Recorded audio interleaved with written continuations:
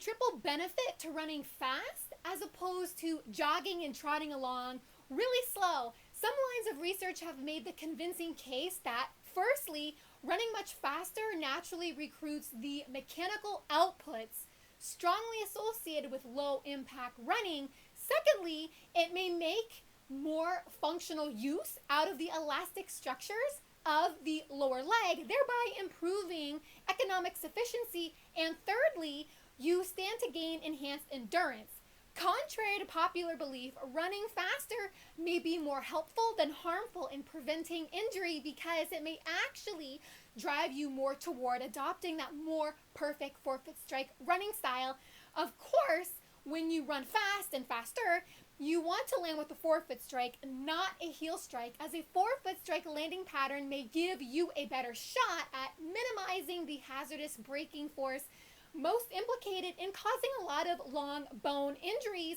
and muscle injuries as well. But the added benefit of injecting more speed to your forefoot running stride is that it seems to harmonize good running form or make some more effective mechanics come together in a more unified capacity. Studies have shown that running speed has an effect on running form in ways that do a lot of good for injury prevention, believe it or not. Running at faster running speeds, especially while using a forefoot strike, can make other elements of your forefoot running mechanics fall into sync more quickly and may translate into less impact production and real gains in injury prevention as well as running performance. So what is the sweet spot of running speed that helps put your global forefoot strike running mechanics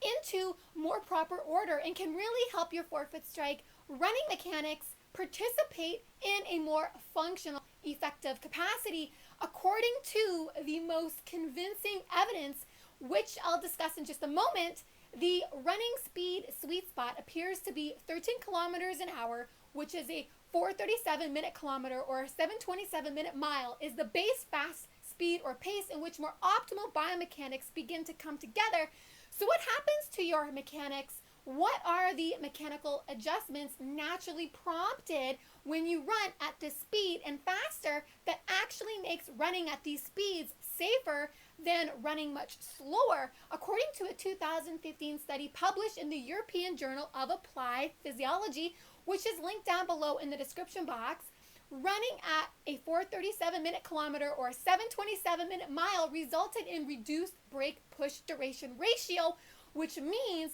that the duration of the braking force or deceleration force of the body was shorter in duration and less intensive, and there was less push-off force of the foot from the ground during the initial phase of forward propulsion or the flight phase of running as compared to jogging at slower speeds. This matters because in running, one main source of stress and injury is running with a long intensive brake push duration ratio, because a longer brake push duration ratio means that there's more braking at each step or a greater collision force between the body with the ground, and the foot is pushing off more aggressively to launch the body forward, all of which are risk factors for putting the calves, knees, and hips under strong mechanical pressure. But at faster running speeds appears to kick into gear mechanical changes that lessens the brake push duration ratio, thereby deterring or preventing high impacts from piling up, especially on the knee.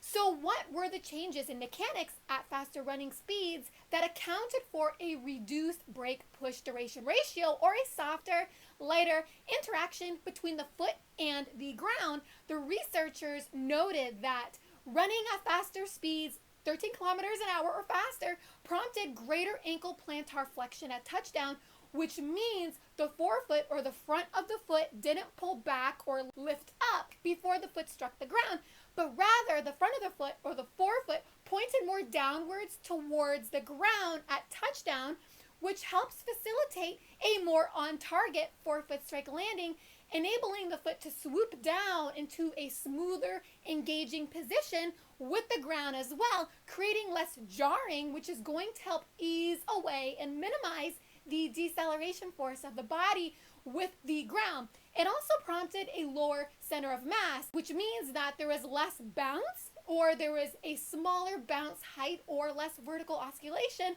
of the body, which helps reduce the downward force of the body onto the ground. And earlier studies have discovered that a smaller bounce height, or when you bounce less up and down when you run, you tend to conserve more energy. There's less pounding of the foot on the ground, again, less downward force, and that also most of the efficient professional runners tend to have a smaller bounce height. Last but not least, a higher step frequency or increased cadence was also prompted at faster running speeds, which has been shown to bring down mechanical pressure on the lower leg. All of these mechanical outputs associated with low impact running were optimized at running speeds of about 13 kilometers an hour and faster. And to reiterate, the net effect was a lesser brake push duration ratio, as well as reduced frequency load components on the leg. It's for this reason that there was less of a brute collision force between the body and the ground. What all this means is that at faster running speeds, especially when a forefoot strike is utilized, to which running faster seems to facilitate a more effective forefoot strike landing with greater ease, doesn't necessarily generate greater impact. Rather, it may actually help keep certain harmful impact variables lower than if you were to run at slower speeds or trotting along, as you may end up thudding more intensively with the ground when you jog too slow. This matters because studies have shown that the prevalence of impact-related injuries remains low under these conditions when there's a lesser brake push duration ratio, as well as reduced frequency load components on the leg, which ultimately holds great power over helping you avoid bone injuries, and thus you may benefit from running faster than be harmed from it. It's also worth noting that the researchers found another positive outcome of running faster, and that was it made more practical use, more functional use, more economical use out of the arch in the feet and the Achilles tendon, in which the researchers found that at faster running speeds, 13 kilometers an hour and a little faster, greater elastic energy contributions were made by the elastic structures of the lower leg, the arch, and the Achilles tendon, which is critically important to economic sufficiency. In running, the arch and Achilles tendon are plentiful economic resources, but it's worth noting that the elastic contributions of these structures and how well they contribute to economic sufficiency during running gets strongly influenced by foot strike pattern, whereby a forefoot strike seems to further strengthen the elastic energy response of the arch Achilles tendon system more so than heel striking. By some estimates, you may achieve higher levels of elastic energy storage essential to making good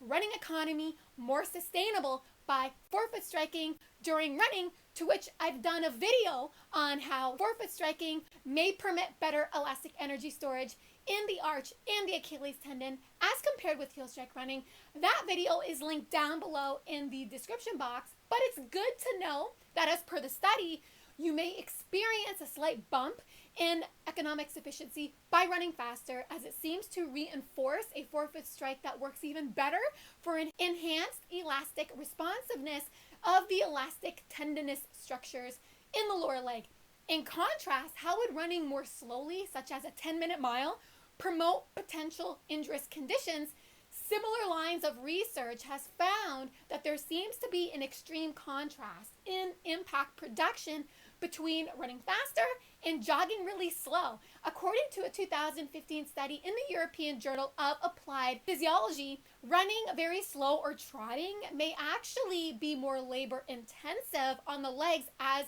greater muscular work was needed for propulsion, meaning it may require a more aggressive push off or push force with the foot on the ground, and vertical deceleration was found to be greater as well, meaning there was a greater thud with the foot on the ground, a greater downward force, to which intramuscular pressure in the lower leg may be multiplied with excessive deceleration of the body with the ground, potentially causing lower leg pain and cramping. The body seems to idle more in brake force mode when running at really slow speeds, and it's this exact combination of force variables that are in line with increasing the likelihood to develop an injury. Ultimately, the studies that I just spoke about are not the first line of research to indicate that proper forefoot running mechanics become more fluent and efficient at faster running speeds. Yet, speed work is often considered threatening and hazardous on the body,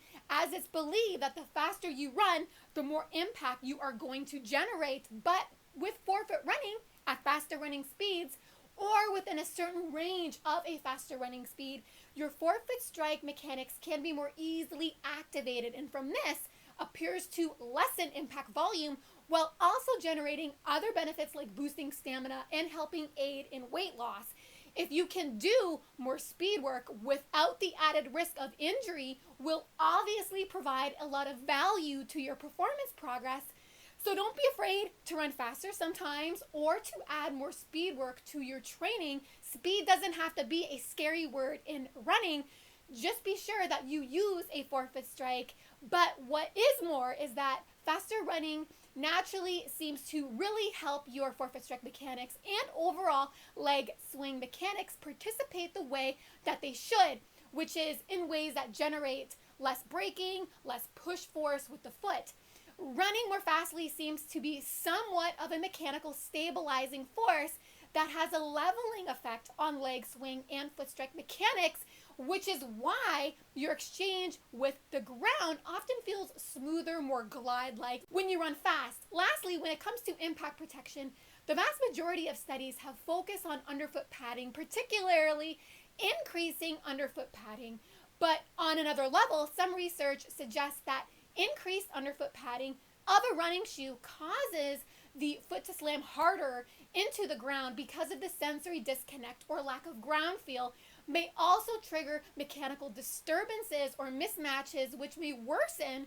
when the runner gets tired, because that's so often when good form is more difficult to sustain and is vulnerable to falling apart. And not to mention, many studies have failed to show any clear benefit of these shoes in their role in fully absorbing impact and preventing injury. That's why doing speed work in a zero-drop, minimalistic, barefoot-inspired shoe to which the foot rests in a more natural position, or doing speed work barefoot may do the most good in really helping you move away from heel striking so that your forefoot strike can be more effective. It just makes it easier for you to connect properly on your forefoot, shortening your stride, and will definitely start you on a better way to being on par with running more safely. I hope you've enjoyed this video. For more videos on the health and performance benefits of barefoot running and forefoot running, please hit the subscribe button down below. Thank you so much for listening and watching. Have fun out there on the roads and trails. Bye for now.